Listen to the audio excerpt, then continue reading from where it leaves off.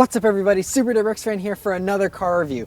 This is of course the 2013 Scion TC. Many thanks to Harrison Auto Sales for hooking me up with this car to review for you guys today. So, about the Scion TC. Well, this is the second generation. They restyled it, and the styling is very interesting. They wanted to make this car unique. This car is targeted towards a young demographic of teenagers and young adults, and they definitely went bold with the styling for the second generation. The front end is similar to the first generation. You know, it's a mild refresh, looks very nice and classy, and then you move along to the middle part of the car here, and you have the very cool two-tone with the full panoramic sunroofs in these cars, which gives it a black roof. You have the black A-pillars, and then they start painting towards the roof line there, and it's a very interesting look. I like the way they did that. But then you get towards the back end of the car, and there's a very large quarter window, which is interesting. It gives it great visibility, but it just looks very large. And then you come to the back end of the car, and it looks a little squished and just a little odd to me. A little strange. Not a big fan of the way the back end of this car looks, but overall I think it's a good looking car. Right, so for the interior of this car, it's a mixed bag here. So first thing is this door feels very nice and solid and heavy, very high quality, and you sit down in this seat, which is a really nice seat actually. It has a good, nice feel for the bolsters here, for the thigh support and for the torso. Feels really nice and secure. I like these seats a lot. The next thing is this steering wheel, which is wonderful. I mean, I really wasn't expecting a steering wheel this nice. It's really thick and beefy, and it has a flat bottom, which gives it a cool racy kind of look. Leather wrapped as well, and it's just really a nice steering wheel to use. Another thing that I love about this car is the gauges. They're very attractive. I think they look very cool. Like the gauges a lot in this car. Coming over to the radio, this is the same radio that's in the FRS. I complained about it in that car. In this car, it's just as terrible. The knob has no feedback whatsoever, really. The buttons feel cheap. Not a big fan of this head unit, but it's a double DIN unit. You can easily swap that out. So that's not a big deal. I'm not going to harp on that any longer.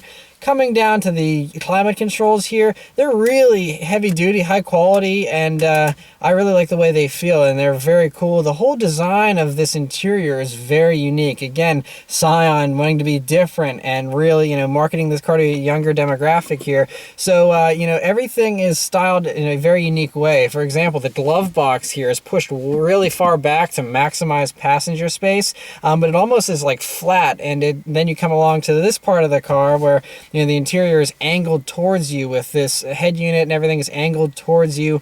Another interesting thing is you have 3 speaker grills here in the doors, which, is obviously audio oriented, but it's very bold. The very large speaker grills is just very interesting design. Storage space in this car is less than I expected. You have a small little door pocket here that holds a bottle and not much else. You have a little cubby area underneath the climate controls here that it's not very deep, and it's actually not kind of closed off, so I feel like stuff would slide around in there a lot. It's not an actual cubby. It's just kind of like a place that's empty, and you can put things there if you'd like.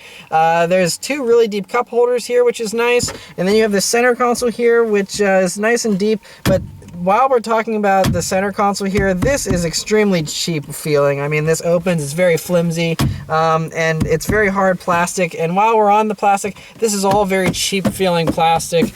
And I don't really mind the hard plastic. It's not a big deal. It's not something you come in contact with every day, but you do come in contact with this center console here and this armrest every single day. You put your elbow on there, and that's hard plastic. You don't want to be putting your elbow on hard plastic all the time. So that's something that most car manufacturers do pad with some kind of cloth. Scion just left that with this cheap plastic, and that's really not very comfortable to put your elbow on at all. They have some cloth padding here over on the door, so you can rest this elbow on that, and that's not bad actually. And another little thing that while I see it here is the seats. Although the seats are very nice, they have this odd design on them for the upholstery, and not sure why they went with that. Again, just Scion trying to be unique and different.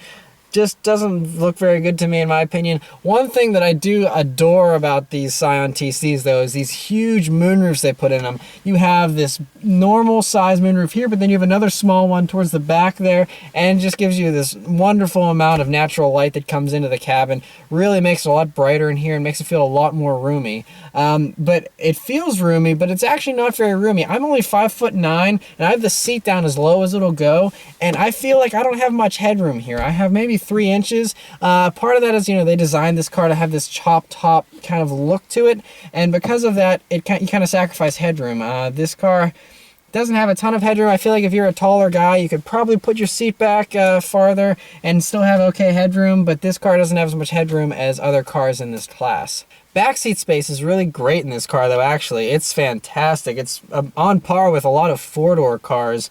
It's bigger than the Audi S5 that I reviewed. It's bigger than the BMWs and all those kind of luxury two-door cars. The trunk space in this car isn't the best. It's a very shallow trunk. It's a hatchback design, so the whole back end lifts up there, but there's really not much usable space. You can fit 2 or 3 suitcases in there, but like I said, it's not very deep. The rear seats do fold down, so you can do the whole kind of hatchback thing with this car if you want and slide your bike in there or whatever you want to do. So yeah, let's take it for a drive and see how it does.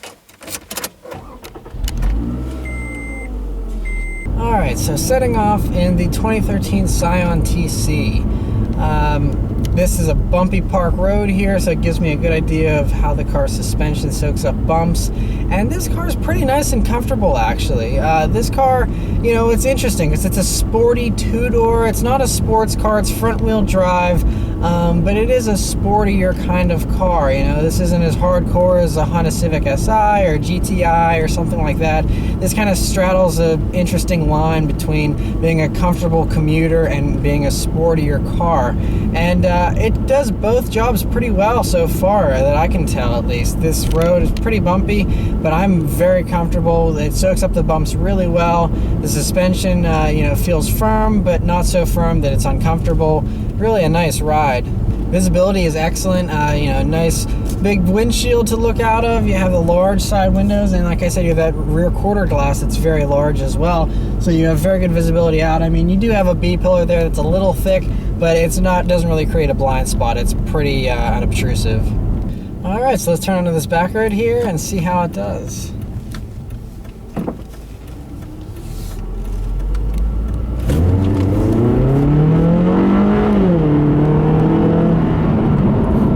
Not bad. So not as fun as a lot of the other front-wheel drive cars, but yeah, this thing is fairly peppy. I mean, you have 180 horsepower here, and I think around 175 foot-pounds of torque. So it's quick. I think this automatic, isn't doing it any favors. With a manual, this would probably feel a lot better. But even with this automatic, it kind of gets the idea that you want to drive sporty. It is fairly eager to downshift into a lower gear.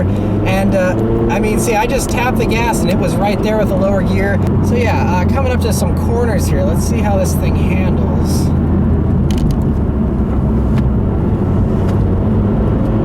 Pretty good. It feels nice and flat. The steering in this car is perfectly weighted for a car of this type. It's not overly heavy. It's not super light though either. It gives you a really nice feel. I really like that a lot. So we're coming up to this tight corner here that I always take. Let's really see how this car feels in a tight corner.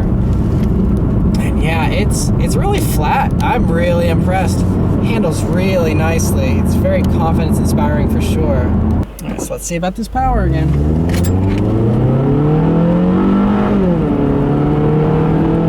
Yeah, it's not fast. It's definitely not fast. It doesn't feel fast. But once again, this is the kind of car you can floor it and not get thrown in jail, and that's nice. The thing is with this automatic though, it feels a little bit slow. I don't know. It's not as peppy as I was hoping it would be. Whenever you're not pushing it though, it's a very nice car. I'm just sedately driving down the road now, and it's pretty nice. It's very comfortable, smooth, just feels great going down the road. So yeah, I'm gonna drive this car all afternoon here and get a better feel for what it's like, and I'll come back and give you my updated impressions. Alright, so I've been driving this car for a while now, and got a better feel for what it's like. And there's a lot of really good things about this car, but there's quite a few things I don't like about it as well. The first thing I don't like is this transmission. I mean, obviously, I like manual transmissions. This car would definitely be better with a manual, in my opinion. This automatic, though, isn't really that great. Like, it's eager whenever you're driving aggressively. It'll get the idea that it's supposed to stay in a higher gear for a while, but whenever it calms down and you're just cruising around, it does get a little confused with what gear it should be in, and it hops around a lot. And whenever you try and put it in manual mode, you have the slapstick here, so you can shift it up and down yourself if you want, but the shifts don't happen very quickly. It's very delayed, and so shifting it yourself is kind of awkward too. So you just kind of leave it and drive and hope for the best. Another thing that's not that great in my opinion is this motor. Now this is the same 4-cylinder out of the base Toyota Camry, and it's just not a very enjoyable motor to use. It doesn't sound very good.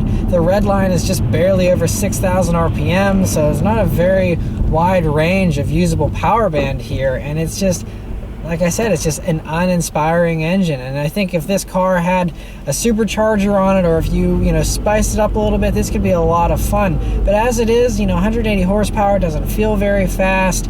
It's not very peppy. I mean, this car isn't extremely light, but it's not heavy either. This one with the automatics around 3,100 pounds, which is, not bad actually. And I mean, you feel that it does feel really nice aside from the power and transmission. All the other parts of this car, they got right. Absolutely dead on right. I mean, the handling in this car is spectacular for what it is. I mean, and for anything, it's a really nice handling car. The ride is very nice, very smooth.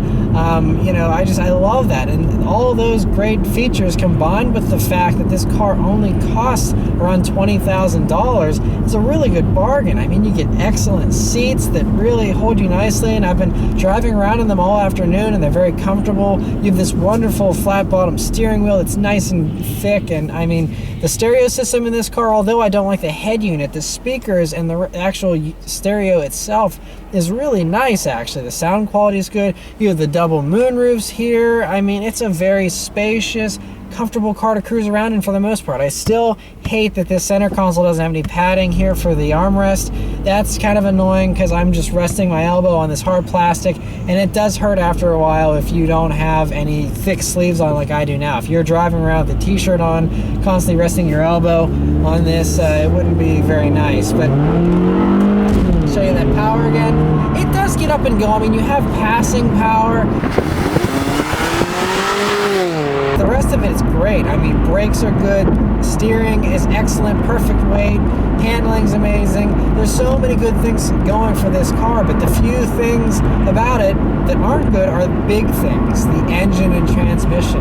And so, I personally wouldn't ever consider buying one of these cars. I'm not a huge fan of the looks either, but, it is a very compelling package. And if you just want something comfortable to cruise around in and just have a good time and look, you're in an attractive car with moonroofs and room and all that, this is a great cruising around car. And with a manual transmission and a supercharger, this would be a really fun, sporty car as well.